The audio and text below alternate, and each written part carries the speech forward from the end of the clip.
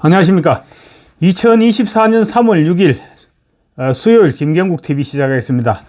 민주당이 총선에서 완패할 것이란 여론조사 결과가 또 나왔습니다. 오늘 여론조사 결과와 다급해진 이재명 대표 이해 못할 행동, 그리고 무관심 대상으로 전락해버린 개혁신당에 대한 말씀을 드릴까 합니다.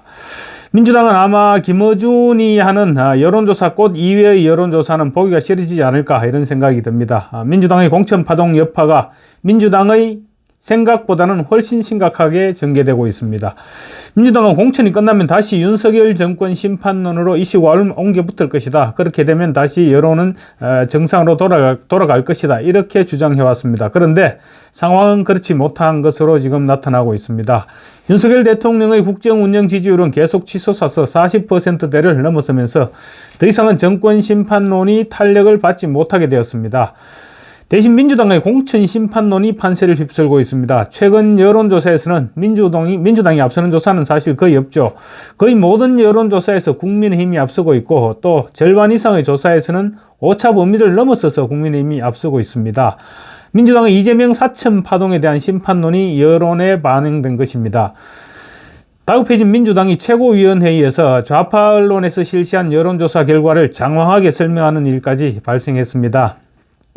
정청래 최고위원은 오늘 최고위원회의에서 가장 많은 샘플과 가장 많은 돈을 들여 비싼 게 정확하다고 하는 여론조사 꽃에서도 정권 심판 구도는 변하지 않았고, MBC 조사에서도 정권 심판의 구도는 변하지 않고 있다면서 오늘 나온 MBC 여론조사 결과를 판넬까지 만들어 나와서 국민의 눈과 귀를 현혹시키기 시작했습니다. MBC 조사에서는 다른 여론조사와는 달리 민주당이 국민의힘에 줄곧 10% 이상으로 앞서왔고, 2월 마지막 주 여론조사, 오늘 공개한 2월 마지막 주 여론조사에서는 무려 민주당이 14%포인트나 앞서는 것으로 나타났습니다. 총선에서 여당을 견제해야 한다는 응답도 59%로 힘을 실어줘야 한다는 응답은 37%였습니다. 다른 여론조사 기관들의 조사와는 완전히 상반된 조사이죠. MBC의 경우 고정된 패널들을 대상으로 여론조사를 실시하고 있습니다. 그래서 처음 패널을 어떻게 선정하느냐에 따라서 결과가 일방적일 수밖에 없습니다. MBC 여론조사는 다른 공신력 있는 대부분의 여론조사 기관의 조사와는 정반대로 나타나고 있습니다. 연합뉴스와 연합TV가 매트릭스에 의뢰해서 지난 2일부터 이틀간 조사해서 오늘 발표한 여론조사를 보면, 내일이 총선이라면 국민의힘 후보를 뽑겠다라는 응답은 33%, 민주당 후보를 뽑겠다는 응답은 26%였습니다. 양당 간 격차는 7%포인트로 오차 범위를 넘어서서 국민의힘 후보를 뽑겠다는 응답이 앞섰습니다. 특히 직전 조사, 그러니까 한 달 전 조사에 비해서 민주당 후보에게 투표하겠다는 응답은 9%포인트나 줄었고, 국민의힘 후보에게 투표하겠다는 응답은 변동이 없었습니다. 민주당이 심각하게 봐야 될 부분은 20대와 충청권, 그리고 민주당 지지층의 민심 변화입니다. 민주당 후보에게 투표하겠다는 20대의 응답 비율은 지난 조사에 비해서 무려 21%나 급감한 13%에 그쳤습니다. 대전, 세종, 충청에서도 29%가 빠진 20%에 그쳤고, 심지어 민주당 지지층에서도 무려 10%가 폭락한 73%로 나타났습니다. 또 호남 지역에서는 민주당과 국민의힘 지지율이 44대 8로 나타났는데, 민주당이 물론 앞섰죠. 그렇지만 지지율이 40% 초반으로 추락했다는 점은 호남 민심도 급속하게 민주당에서 이탈하고 있다는 것을 보여주고 있는 것입니다.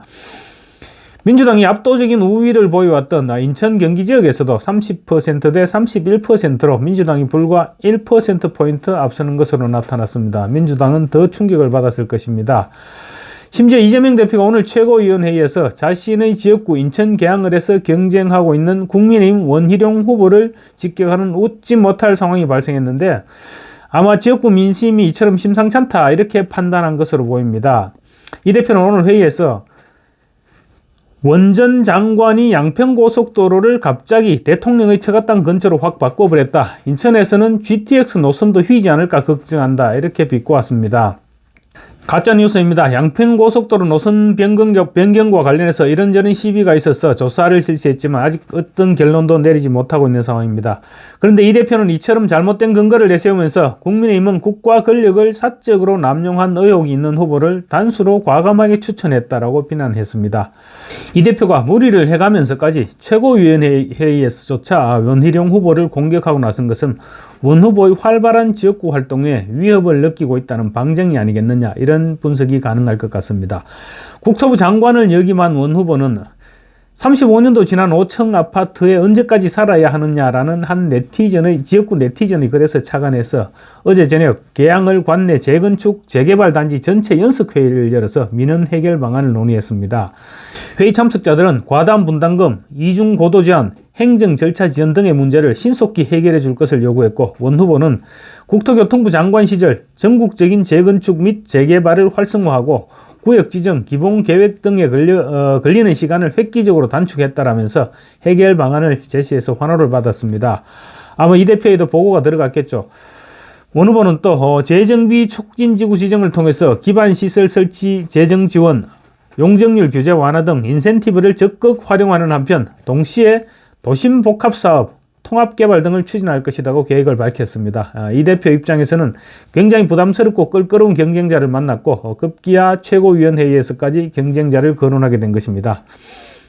어쨌거나 당 대표가 당 최고위원회의 모두 발언에서 지역구 경쟁자를 비난하는 것은 저도 30년 정치부 기자 생활을 했지만 쉽게 들어보지 못했던 일입니다.